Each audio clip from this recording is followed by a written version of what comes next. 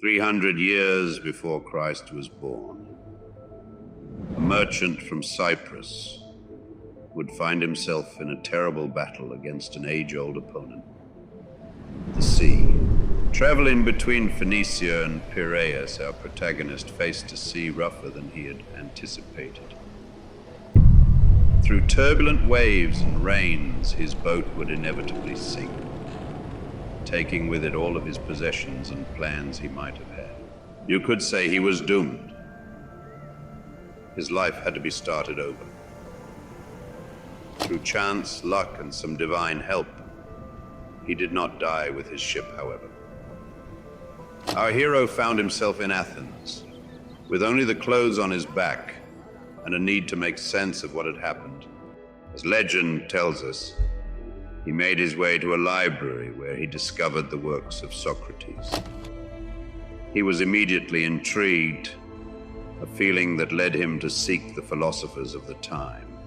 To make a long story short, he began studying with them. His interest quickly grew, and fascinated by his new life purpose, he soon began teaching as well.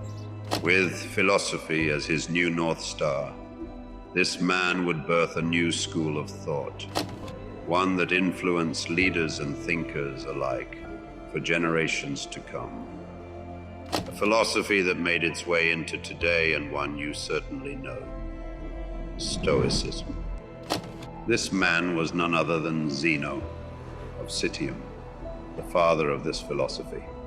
A philosophy that believes that everything around us operates according to a web of cause and effect, resulting in a rational structure of the universe, which they called logos. And while we may not always have the total control over the events affecting us, we can have control over how we approach things. The Stoic deals with the world how it is, not how he wishes it was. And he does so by pursuing 4 core virtues: wisdom, temperance, justice, courage. He believes that the way to improve the outward world begins by improving the inward one. As Zeno wrote, "Man conquers the world by conquering himself." There are many ways to start your journey, however. I recommend you begin with courage. After all, courage, as Aristotle put it, is the first of human qualities because it is the quality which guarantees all others. Simply put, this is the ability to do the right thing, the one you know deep in your heart, regardless of outside circumstance. It is to uphold what is right, no matter the damage it may do to yourself. Crucially, it is to do so not only in extraordinary circumstances, but in daily challenges and events.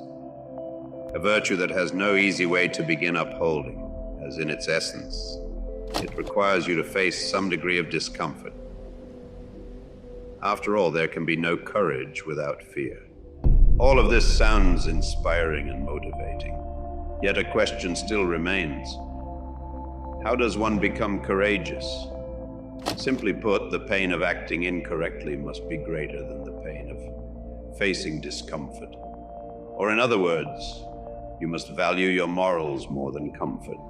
To do so, begin journaling at the end of every day, just as Seneca did, going over what you did well and how to continue it, what you did wrong, why it was wrong, and how to correct it next time. The more awareness you bring, the more you'll begin to tip the emotional scale in your favor. Add enough to it, and soon enough you won't bear to act against what you consider is right. Remember, it is never easy to be courageous, yet it is always worth it. In modern language, this would simply mean the exercise of self-restraint and moderation in your life. One would naturally think about all the temptations we face, such as food, entertainment, and sex. For the Stoics, however, it meant more than what we perceive today. In its essence, It meant to remain under control of our emotions at all time, both good and bad. A common misconception that I'll clear for you now. Keeping emotions under control does not equal their suppression. Quite the opposite, in fact. It means that you should feel the emotion, spot where in your body and mind it makes itself noticed, understand why it arose, and then act as you should act it. Just because you feel anger doesn't mean you should act accordingly. More often than not, the opposite is true. The same goes for sadness, overwhelm, anxiety, and also good emotions. Just as a wave builds up and crashes, so do all of our emotions. Their nature is that of impermanence. As such, we must not attempt to block the waves, to run away from them, or even to surf them. We must be the immovable rock against which they crash, accepting but unfazed, stoic. Treat others with fairness even when they have done wrong. No matter how much hate, anger, and resentment may fill your heart, do not allow them to cloud your judgment. By lowering to their level, you would only be hurting yourself. As Marcus Aurelius tells us, to do harm is to do yourself harm. To do an injustice is to do yourself an injustice.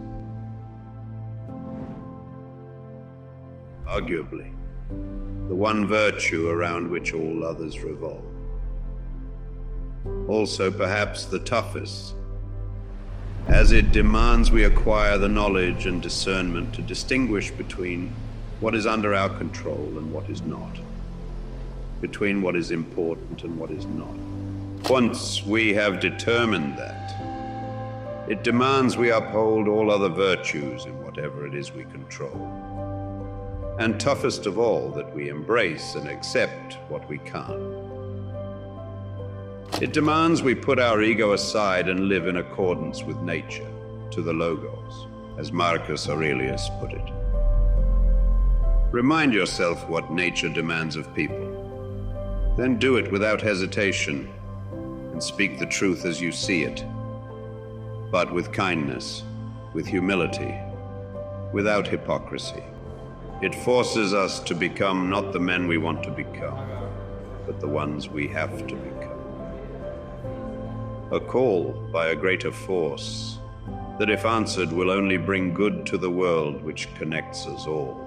Once again, Marcus Aurelius tells us, that which is not good for the beehive cannot be good for the bees. With all this said, it's time to act.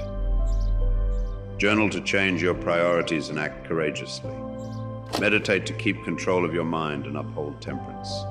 Listen to yourself and remain just. Read to better understand the world and acquire the wisdom to uphold all the other virtues.